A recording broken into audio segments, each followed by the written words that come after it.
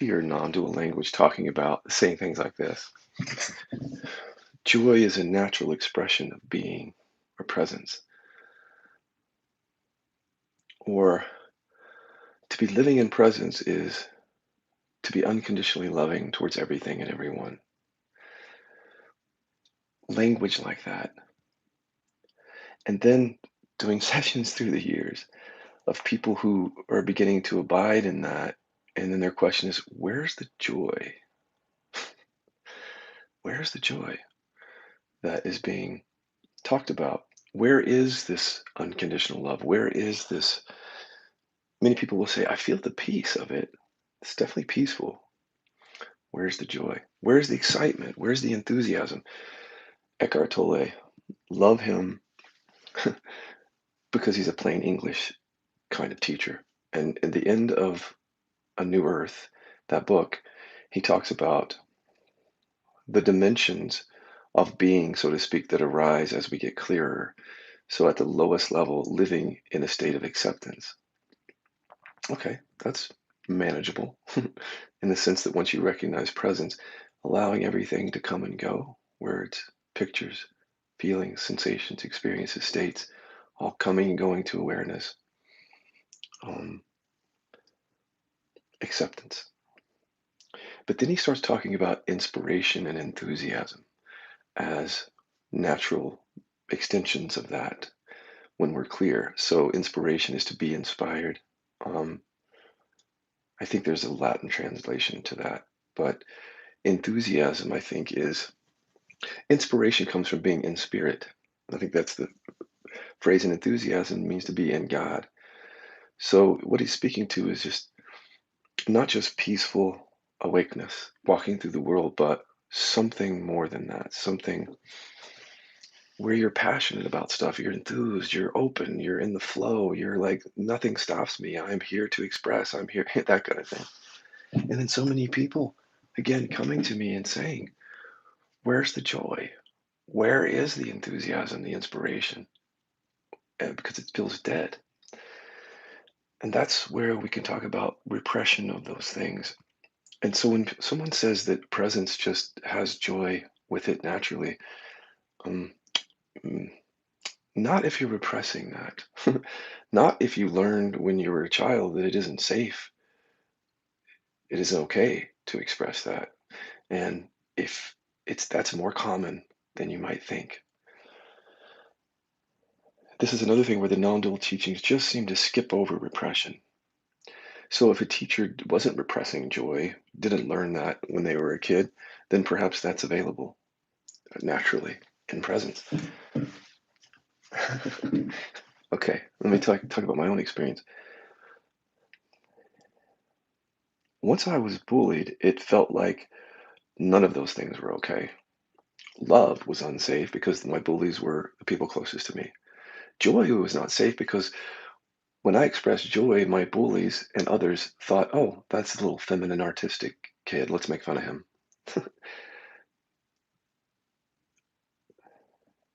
I learned, and you may have learned, with regard to your parents or bullies or a school or teachers or someone in your life, peers, that to express these things is not okay.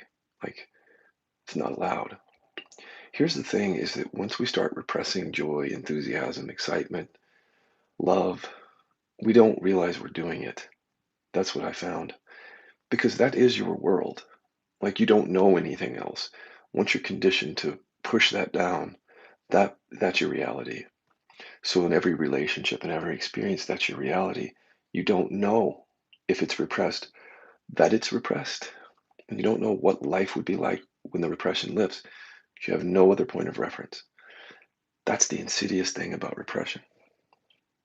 And I think this is why people come and they're recognizing that awareness, but asking, where's the joy? Where's the enthusiasm? Unfortunately, you may have to go back. You're not actually going back into the past. You're conjuring up the past as it's held in your body now. There's just a few simple inquiries to get started on. Pull up mom and dad, see them, or whoever else is relevant, and just say, I can feel and express joy around them or to them. If you get a no, just witness those thoughts that say no. Stay with each one of them one at a time. Let each one fall away into awareness and repeat. I could express joy around them. And then go to other ones. I could express enthusiasm. I could be enthusiastic around my family, around these people.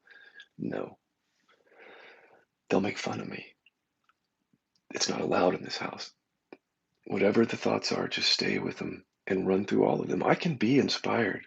I can be myself. Whatever it is, prompt up those thoughts that say no and just witness, witness, witness, witness, because that's your block right there.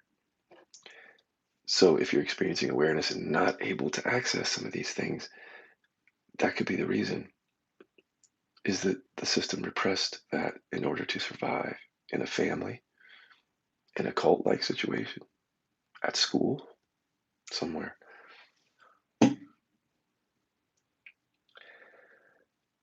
And also, just so that you know, if you find repression of joy or happiness or enthusiasm or love in your experience, look for other repressions like anger and fear, because I'm seeing them going together. Like when someone represses anger or fear, they're also repressing some of the more positive stuff because they're repressing self, like self expression.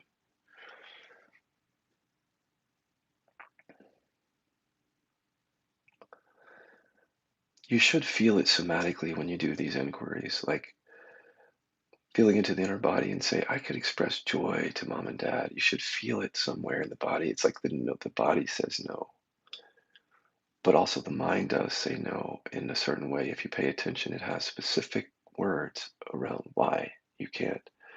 Be aware of those. Stay aware of those until they fall away each time.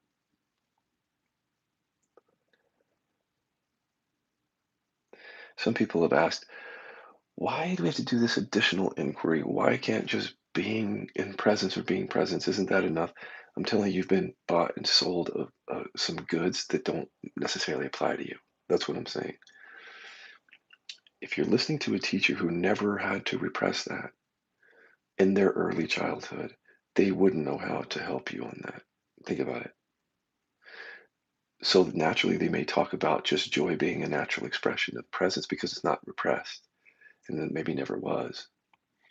But if it was for you, that can be confusing. Listening to someone say, joy is a natural aspect of being, and then you're in being and there's no joy. See, sometimes additional inquiry needs to be done because we're not aware, we're unconscious to certain aspects of our conditioning, and those aspects continue to play themselves out even during the recognition of awareness.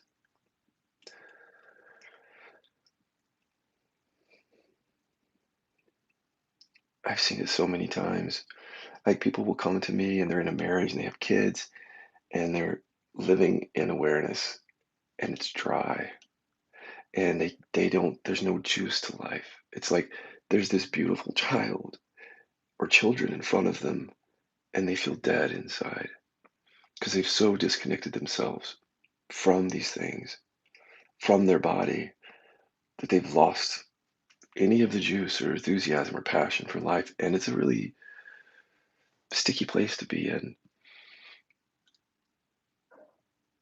So they have to come down into their body and mine out whatever stories are working there. And one of them, or one or more of them, could be it isn't safe to love fully and openly, or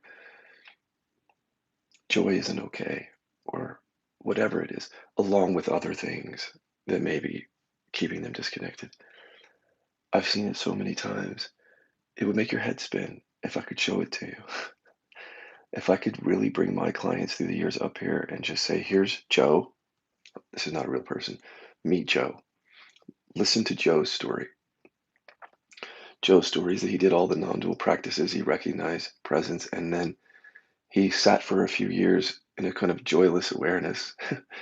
And then wasn't until we started doing repression of joy, repression of other things, or trauma work that he experiences that aliveness now and embodiedness so that nothing is repressed or the repression is lifting, and that's freeing, and he'll tell you about it. And then I have many other clients who will tell you about it. So it's not just me pontificating, theorizing here, guys. I just keep seeing it.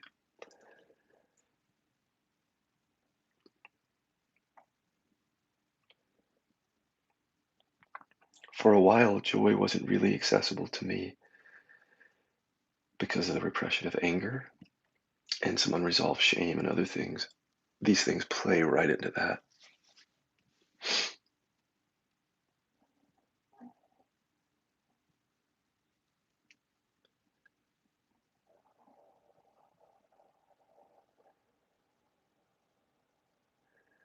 It's like, how do you know you're repressing these things before you go into inquiry?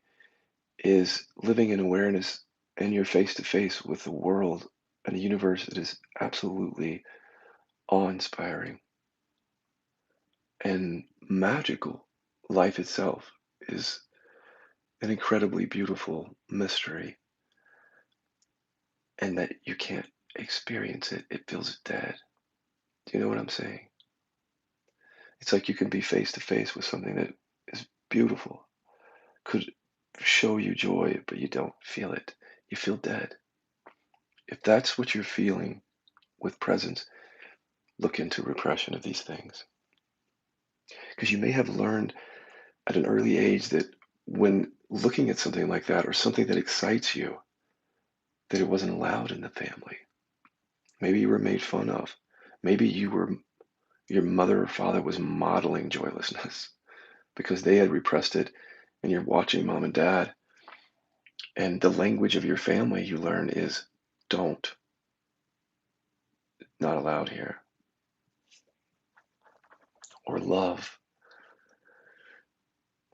The non-dual teachings talk about, and my first book was Love's Quiet Revolution. But if you're repressing love, when you recognize presence, that repression may still be there. That can add to the deadness of the realization. And then when people say unconditional love is the nature of reality or something like that, it's like, hmm, I don't quite connect with that. Maybe it's because early in your childhood, when you wanted to express love, feel it, express it, it got shut down. Maybe you wanted to be affectionate towards a parent, you wanted their presence, but they just weren't there for you. And it sent the signal that you're not allowed. Or maybe you're in the company of a parent when you're a kid, and you don't feel the love, they're not present with you. And so you learn to shut that down. And then you become an adult where now you shut it down. Don't believe that a non-dual realization in and of itself is going to unhook you from all of that, because these are often deeply unconscious patterns, and they're operating in a way that we don't even know until you start seeing the little clues, which is, does the realization feel dead? Does it feel lifeless? Does it feel like the world is just, everything is like an empty shell of meaninglessness? Do you find difficulty being intimate still? You're waking to awareness, but then you find yourself, there's a block. When you get close to your partner, something comes up that blocks you from opening up, or to your child, or to anyone.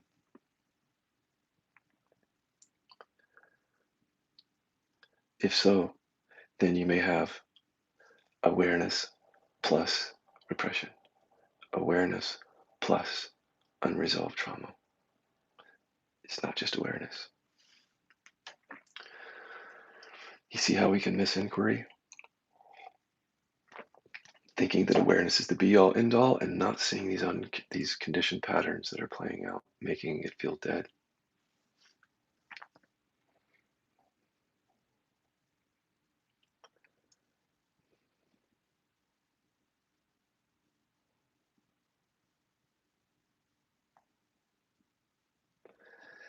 The non dual realization is so sweet and just resting as that.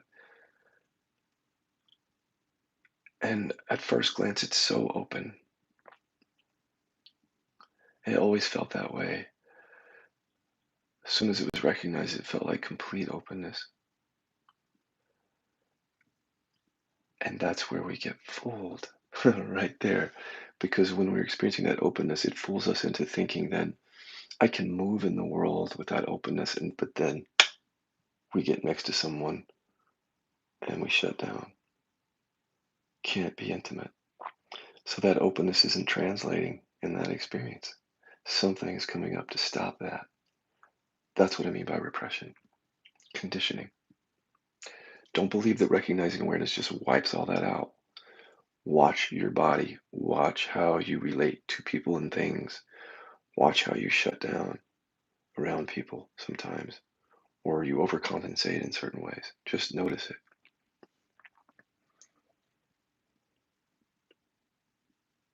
Yeah, that's it. Let's see if we have any. Um,